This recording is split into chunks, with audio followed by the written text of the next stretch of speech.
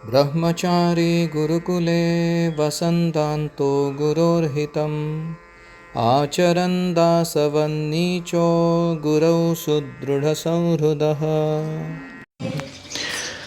हरिः ॐ सहनाववतु सहनौ भुनक्तु सह वीर्यङ्करवावहै तेजस्विनावधीतमस्तु मा विद्विषावहै। ॐ शान्तिः शान्तिः शान्तिः। ॐ अज्ञानतिमिरान्धस्य ज्ञानाञ्जनशलाकया चक्षुरुन्मीलितं येन तस्मै श्रीगुरवे नमः। जय श्री कृष्ण चैतन्य प्रभु नित्यानंद श्री अद्वैत गदाधर श्रीवासादि गौरभक्तवृंद। हरे कृष्णा कृष्णा कृष्णा हरे हरे, हरे राम राम राम हरे हरे। हम पढ़ रहे हैं श्रीमद् भगवद गीता अध्याय 2 श्लोक संख्या 48। ओम नमो भगवते वासुदेवाय। ओम नमो भगवते वासुदेवाय। ओम नमो भगवते वासुदेवाय। योगस्थः कुरु कर्माणि संगं त्यक्त्वा धनंजय सिद्ध्यसिद्ध्यो समो भूत्वा समत्वं योग उच्यते। धनंजय, हे धनंजय, संगम त्यक्त्वा कर्तापन की आसक्ति छोड़कर सिद्धि असिद्ध्यो हो कर्मफल की सफलता और असफलता में समहा भूत्वा समभाव धारण करके योगस्थः भक्ति भाव में स्थित होकर कर्माणि कुरु स्वधर्म पालन करो। समत्वम समत्व भाव ही योगः उच्यते, योग कहा जाता है। अनुवाद। हे धनंजय, कर्मफल की सफलता तथा असफलता, जय तथा पराजय एवं कर्म में आसक्ति का परित्याग करके भक्ति योग से युक्त होकर समभाव से स्वधर्म पालन करो, क्योंकि ऐसा समत्व भाव ही योग कहलाता है। तो आपको याद रहेगा कृष्ण ने शुरुआत में कहा था कि मैंने तुम्हें सांख्य के अनुसार वर्णन सुनाया आत्म तत्व का, अभी मैं तुम्हें योग के अनुसार वर्णन सुनाऊंगा इस आत्म तत्व का पालन करते कैसे हैं। So there was theory about science of soul, Sankhya Yoga, and then there is application, practical, of that soul's knowledge. तो उसका जो सेक्शन है उसका कंक्लूजन यहाँ पे भगवान दे रहे हैं धीरे धीरे। तो एप्लीकेशन में अभी क्या क्या क्या कहा उन्होंने, 4 स्टेप्स पहले सुने थे। कर्मणि एव अधिकारः ते मा फलेषु कदाचन मा कर्मफल हेतुर्भु माते संगः अस्तु अकर्मणि। अपना कर्म स्वधर्म पालन करने का तुम्हें अधिकार है, लेकिन कर्मफल तुम्हें भोगने की अभिलाषा नहीं रखनी चाहिए। कर्मफल की आसक्ति से प्रेरित होकर कार्य नहीं करना चाहिए। और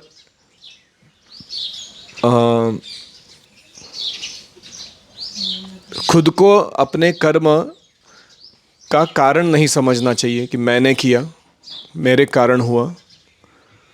और चौथा, तुम्हें स्वधर्म पालन करने के प्रति चूकना नहीं चाहिए। ये कह कर कि इतने सारे टर्म्स कंडीशंस कौन फॉलो करेगा, कुछ करता ही नहीं हूँ मैं लाइफ में, वो भी नहीं चलेगा।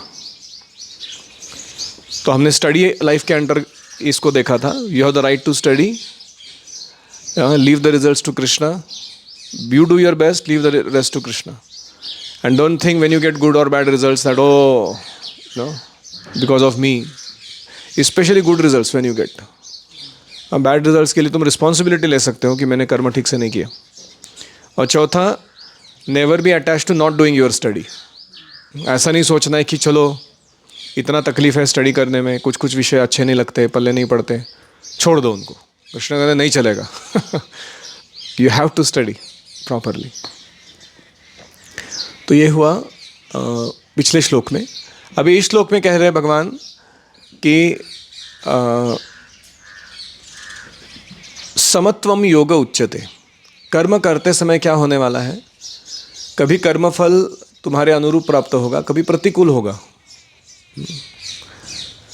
जैसे कभी अच्छे रिजल्ट्स मिलेंगे, कभी बुरे रिजल्ट्स मिलेंगे। तो भगवान कहते हैं समत्वम योग उच्यते, तुम्हें समभाव धारण करना है और अपने स्वधर्म का पालन जारी रखना है। तो कभी सिद्धि कभी असिद्धि, कभी जय कभी पराजय प्राप्त होगी, लेकिन तुम्हें you have to maintain your balance. आपने देखा है वो रस्सी पर चलने वाले लोग होते हैं, हाथ में लकड़ी लेके, देखा उन्हें? तो उनका मेन चैलेंज क्या रहता है? बैलेंस। एंड दूसरा चैलेंज क्या रहता है? Reach the goal. मतलब ऐसा नहीं कि उधर ही खड़ा रहे हो बैलेंस करते हुए, they have to go to from this destination to that destination. ऐसे ही हमारे हाथ में नित्य धर्म और स्वधर्म का बैलेंस करना है, मटेरियल ड्यूटी, स्पिरिचुअल ड्यूटीज, और आचार्यों ने दिए हुए मार्ग पर चलते रहना है। महाजनो ये न गतः स पंथः, और भौतिक जगत से भगवत धाम जाना है। समझ रहे हैं अपना गेम? सबको कभी मटेरियल ड्यूटी बहुत ज़्यादा हो गया तो गाड़ी गिर जाता है, और कभी स्पिरिचुअल ड्यूटी उसने अधिकार के बाहर जाकर अपने लेवल से ज़्यादा किया तो भी पतन हो जाता है। तो और आचार्यों के पथ पर चलते हुए करना है ये काम। तो ऐसा कुछ बैलेंस जिसको समझ में आया है लाइफ का, उसको योग समझ में आया है, ऐसे भगवान कह रहे हैं। तो योगस्थः कुरु कर्माणि, भक्ति भावना में स्थित रहते हुए कर्म करो। संगम त्यक्त्वा, give up your attachments, stupid attachments that you are taking around.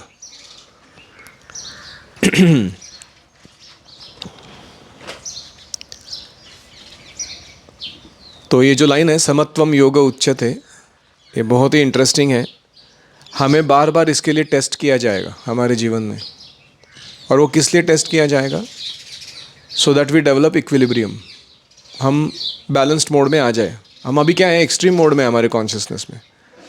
हमें जब दुख आता है तो बहुत ज़्यादा शोक करते हैं, जब सुख आता है तो बहुत ज़्यादा हर्ष व्यक्त करते हैं। इन कृष्ण कहते हैं दुखेशु अनुद्विग्न मनः सुखेशु विगत स्पृहः। आगे आएंगे वो श्लोक। स्थितधिः मुनि उच्यते, one's whose intelligence is study, वो ऐसा व्यवहार करता है। तो ठीक है, तो पहला गाइडलाइन क्या था? कर्मयोग के 4 प्रिंसिपल्स फॉलो करो। दूसरा गाइडलाइन क्या था? समत्व को मेंटेन करो। अभी तीसरा गाइडलाइन, टेक्स्ट 49, दूरेण ह्यवरम कर्म बुद्धि योगात् धनंजय बुद्धौ शरणमन्विच्छ कृपणा फलहेतवः। धनंजय, हे धनंजय, ही, क्योंकि कर्म, काम्य कर्म, बुद्धि योगात्, भगवद अर्पित निष्काम कर्म योग से, दूरेण अवरम, अति निकृष्ट है, अतएव बुद्धौ, निष्काम कर्म का, शरणम, आश्रय, अन्विच्छ, ग्रहण करो, फल हेतवः, फल की कामना रखने वाले, कृपणाः, कृपण है। कृपण का अर्थ होता है कंजूस, मक्खी चूस, चिंगूस, तो उसको कृपण बोलते हैं। तो अभी तीसरा गाइडलाइन बहुत इंटरेस्टिंग है। कृष्ण कहते हैं कि हमारे जीवन में 3 प्रकार के कर्म स्वधर्म पालन में हम करते हैं। स्वधर्म पालन करते समय 3 प्रकार के कर्म होते हैं। पहला है नित्य कर्म, रेगुलेटेड ड्यूटीज़। दूसरे है नैमित्तिक कर्म, ओकेजनल ड्यूटीज़। और तीसरा है काम्य कर्म, प्लेजरेबल ड्यूटीज़। मैं एक उदाहरण देता हूँ। जैसे रोज़ सुबह जल्दी उठना, स्नान करना, तिलक धारण करके स्वच्छ धोती कुर्ता पहन के मंगल आरती आना, ये क्या है? कौन सा टाइप है? नित्य कर्म। एकादशी का उपवास रखना, ये कौन सा कर्म है? नैमित्तिक, ओकेजनल है, रोज करते हैं नहीं। प्रसाद में केवल एक ही टाइप का आइटम खाना जो हमको ज़्यादा अच्छा लगता है, ये क्या है? काम्य कर्म। तुम स्वधर्म तो पालन कर रहे हो कि प्रसाद खा रहे हो, लेकिन उसमें तुम क्या कर रहे हो? सोचो किसी को दही भिंडी पसंद है या किसी को रसगुल्ला पसंद है, तो क्या वो केवल रसगुल्ला खा सकता है दिन भर? गड़बड़ होगा नहीं होगा? बाद में लोग आते हैं मेरे पास, प्रभु जी पेट दुख रहा है क्योंकि उसने उल्टा सुल्टा कर ठूसा है अंदर। तो इसलिए one has to be very careful. तो अभी काम्य कर्म जो है, कृष्ण कह रहे हैं कि अवरम कर्म, ये निकृष्ट दर्जे का है। बहुत बार ऐसे क्यों कहते हैं हम लोग कि हमारा जो काम्य कर्म है वो निकृष्ट है? क्योंकि वो हमारे स्वार्थ से, हमारे कंडीशनिंग्स, बद्धताओं के कारण प्रेरित हुआ रहता है। जैसे प्रभुपाद जी ने एक बार देखा कि वो लोग सर्फिंग कर रहे थे, ओशन सर्फिंग, देखा ना हमने? वेव्स के ऊपर वो सर्फ बोर्ड लेके घूमते रहते हैं समुद्र में। तो किसी ने कहा Prabhupada they are surfing. Prabhupada ji ने कहा सफरिंग? नहीं, surfing, surfing. Oh they are surfing and suffering ऐसे प्रभुपाद जी ने कहा। क्योंकि उसे मालूम नहीं है कि अगला जन्म उसको मछली का मिलेगा। उसको पानी के साथ खिलवाड़ करना बहुत अच्छा लगता है, गोते खाना, ऊपर नीचे जाना। तो प्रकृति क्या कहेगी? अगला जन्म मछली का ले लो। तो इसलिए काम्य कर्म थोड़ा डेंजरस है। लगने में शुरुआत में लग सकता है कि बहुत हम अपना हमें अच्छा लगने वाला काम कर रहे हैं, लेकिन अंततोगत्वा ऐसी दुर्दशा हो सकती है कि भौतिक आसक्ति प्रबल होने के कारण हमें अनेक योनियों में अपना समय बर्बाद करना पड़ सकता है उन इच्छाओं को पूरा करते हुए। तो इसलिए काम्य कर्म थोड़ा डेंजरस है। ऐसा नहीं कि आपको जो अन्न अच्छा लगता है आप खा नहीं सकते, वो योग्य मात्रा में खा सकते हैं। ऐसा नहीं कि आपको सर्फिंग अच्छा लगता है, आप सर्फिंग नहीं कर सकते कि, लेकिन केवल सर्फिंग के पीछे पागल नहीं हो सकते। जैसे कुछ बच्चे हैं, गेम्स खेलते हैं, चेस वगैरह खेलते हैं, कुछ खेलते हैं, ऑनलाइन गेम्स खेलते हैं, इतने पागल हो जाते हैं उसके पीछे, उनका सारा अस्तित्व किसके आजू बाजू घूमता है? गेम के अराउंड। तो ये क्या ठीक है ये? तो इसलिए काम्य कर्म अवरम कर्म है। अवरम मतलब not very high grade, it's risky, dangerous and distracting. तो भगवान कहते हैं दूरेण ही अवरम कर्म बुद्धि योगा धनंजय। बुद्धि योग को स्वीकार करो, निष्काम कर्म योग की भावना अपनाओ। निष्काम का अर्थ है कृष्ण के संतुष्टि के लिए कार्य करना, और कर्मयोग का अर्थ है बिकम ड्यूटीफुल। अभी मेरा कर्तव्य क्या है उसके अनुरूप व्यवहार करना, कृष्ण को याद रखते हुए। तो ये करते रहो। इसके द्वारा किसको दूर रखो? अवरम कर्म, सेंस ग्रेटिफिकेशन डिजायर्स जो आती रहती है हृदय में, उनको दूर रखो इसका उपयोग करके। और बुद्धौ शरणम अन्विच्छ, इस बुद्धियों का आश्रय लो, क्योंकि ये तुम्हें बहुत सारे डेंजरस एंगेजमेंट में से बचा सकता है। ये सही है कि नहीं? हम भक्ति में आने के बाद प्रभुपाद की कृपा से ऐसे ऐसे डिस्ट्रैक्शंस या डेंजरस कार्यों से बच चुके हैं जो हम पहले अनायास कर देते थे, ऐसे ही helplessly we used to do those activities. जैसे मैं हमेशा उदाहरण देता हूँ कि every time I go to the mall, 99% of the things in the mall are useless for us as devotees. काम की चीज़ें बहुत ही कम रहती हैं वहाँ की, जैसे ग्रेन्स हैं, फूड, मेडिसिन, क्लोथ्स, सम एजुकेशनल स्टफ, तो प्रभुपाद जी ने कितना पैसा बचाया हमारा, अगर हम सोचे तो। सिर्फ चाय, कॉफ़ी, न्यूज़पेपर और डिश टीवी का कनेक्शन का महीने का कितना खर्चा होता है लोगों का? Any guess? एक घर का 3 से 5 हज़ार होता है। I am not taking so many big addictions, I am just saying चाय, कॉफ़ी, न्यूज़पेपर, हाँ, dish TV, and what is the typical thing we used to use? नहीं, ठीक है, हाँ, movies, used to go for movies and everything. तो अगर average में निकाला जाए तो 3 से 5 हज़ार बच रहे कि नहीं बच रहे? सीधा वो प्रभुपाद को देने चाहिए कि नहीं देने चाहिए हमको? यस और नो? क्योंकि एक तो उन्होंने हमको पैसे बचाए, लेकिन उससे भी ज़्यादा हमारे चेतना का दूषित होने का ये बचाया, पाप से बचाया आगे जाके उसके जो परिणाम होने वाले। और गेमिंग में इतना घंटों बिताते थे लोग, घंटे, you know how much hours and hours people spend. वो सारा समय बचाया नहीं बचाया? तो ये किसके कारण संभव हुआ? How could Prabhupada do that with us? What did he do? क्या किया उन्होंने? ओके, हरिनाम, भक्ति के कार्य सिखाए। हाँ, in the answer I am looking for is he gave us superior engagement. हमारी इंफीरियर एंगेजमेंट को बंद करने के लिए उन्होंने क्या किया? He gave us superior engagement.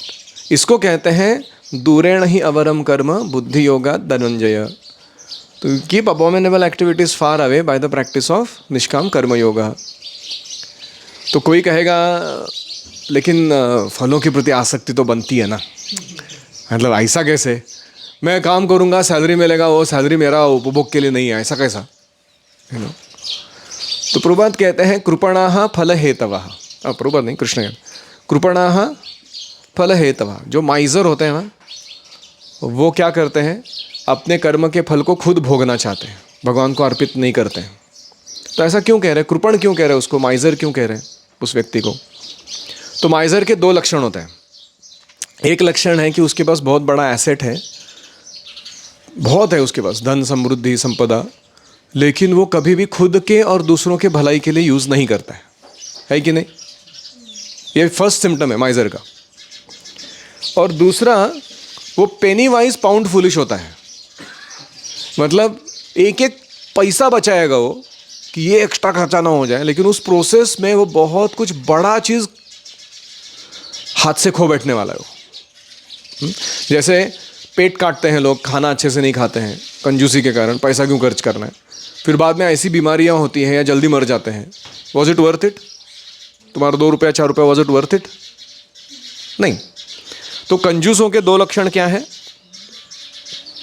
Not using your assets for benefiting your self and others, and in the hope of saving small thing losing a big thing in life. ये 2 लक्षण हैं।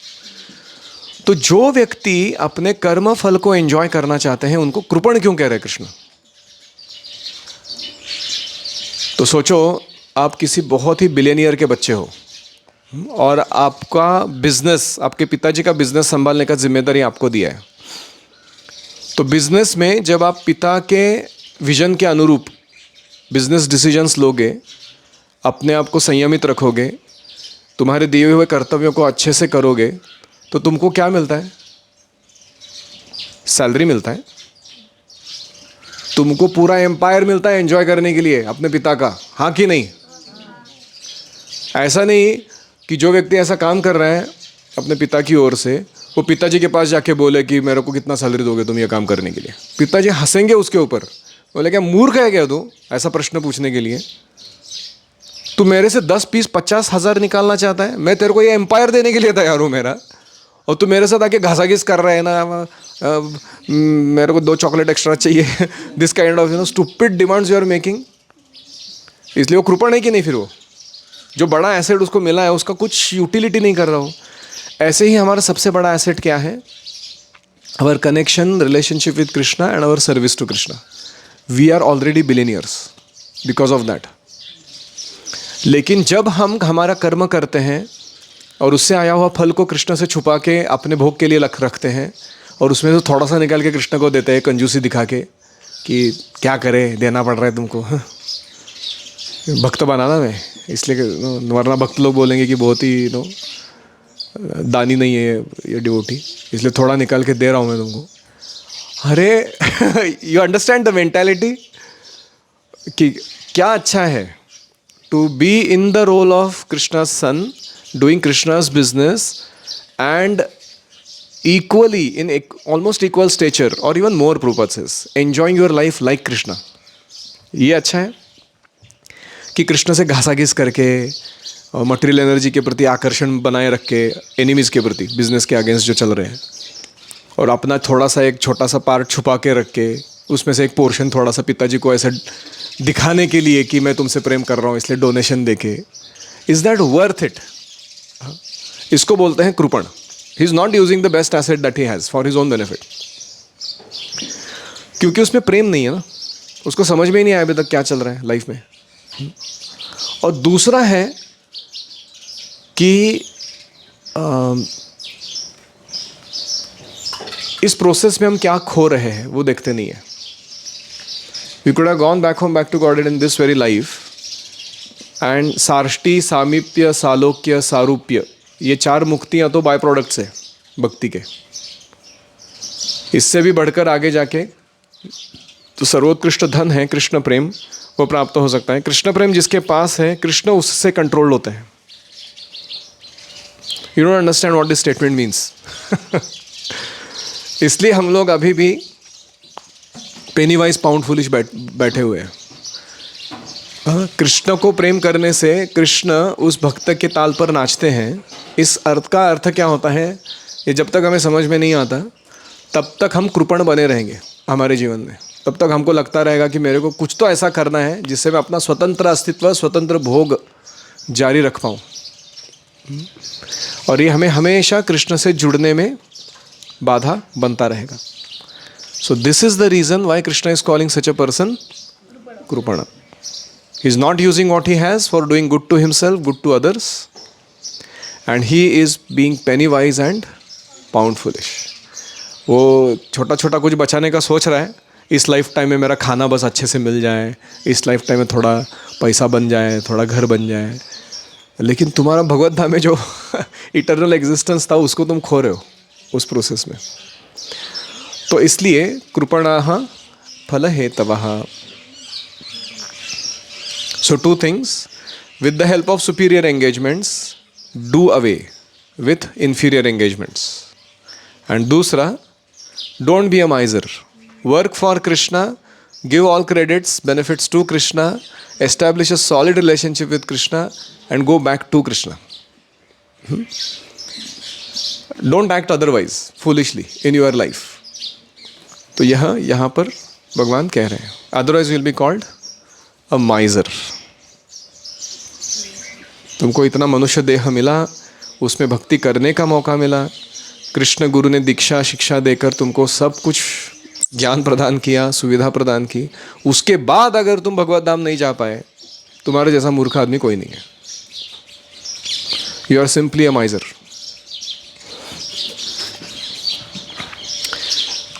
ओम हरे कृष्णा कृष्णा कृष्णा हरे हरे, हरे राम राम राम हरे हरे। श्रीमद् भगवद गीता की जय, श्रील प्रभुपाद की जय।